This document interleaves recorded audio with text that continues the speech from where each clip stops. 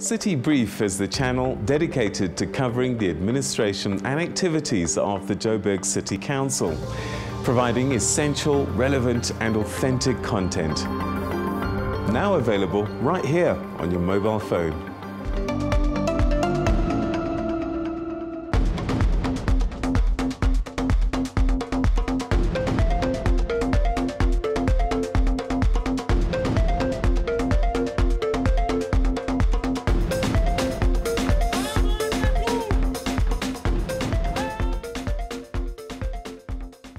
Hi guys, my name is Boiti and you're watching Joburg Today.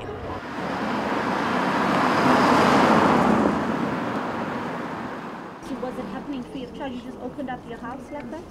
Yeah, why not? Why not? Because I help the community. The people in the street that's coming with all this, help them. Open up for the community. Inside, a man who says is the landlord at a house where 2 children allegedly died of rat poisoning. Although not the owner of the preschool, he refused to grant us entry and said that they did nothing wrong. Meanwhile, aggrieved mothers of the 2 children waited outside demanding some answers. This issue is that I trust her because she has taken care of all the other kids. Everything has, but nothing has ever happened. But I don't know, I was surprised. I don't know what happened, what transpired, or what went wrong. I don't know. Maybe they must have left that thing carelessly. Those children move around, pick it up and eat. I don't know. She's the only one that can explain what happened. Because those children were in her care. I brought that child on the 9th. That morning, 7:30, I dropped the baby, I left. So I always come and fetch them when I'm back. So when I came, she didn't even tell me that she rushed my child to the hospital.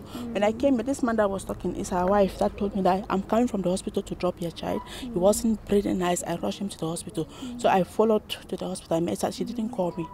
Because I don't think that it's a right to take someone's child to the hospital without informing the person. It's not right.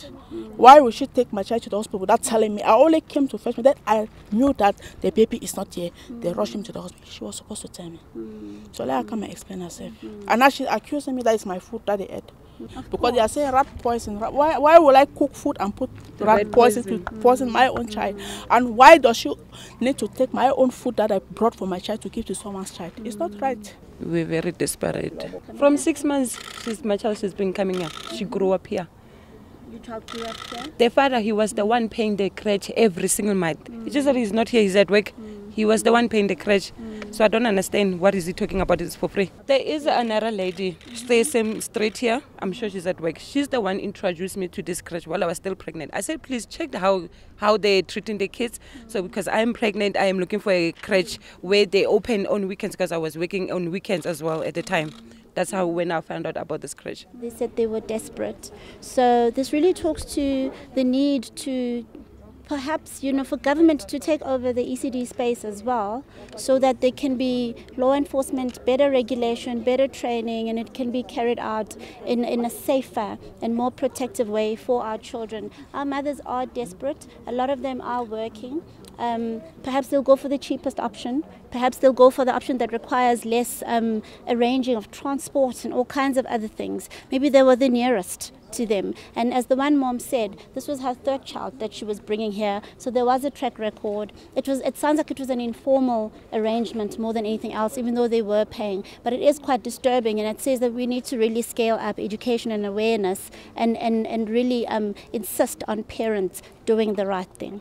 I am happy to see that they've not reopened since we shut them down. That is a relief, but I am concerned about how many more such operations are there in the city of Johannesburg, and we really need to work on a turnaround strategy and look at how we can reach as many people as possible with this information. There's 2 cases of inquest that have been opened and they are still being investigated. We're just waiting for the toxicology reports to come back. No arrests have been made yet. Behind me is the facility where children from the previous crèche were moved following the tragedy. But upon arrival at this daycare, we discovered that there's no certificate of acceptability, no health permit or fire safety, and that the number of children that are here just simply exceed capacity, thus making the daycare non-compliant.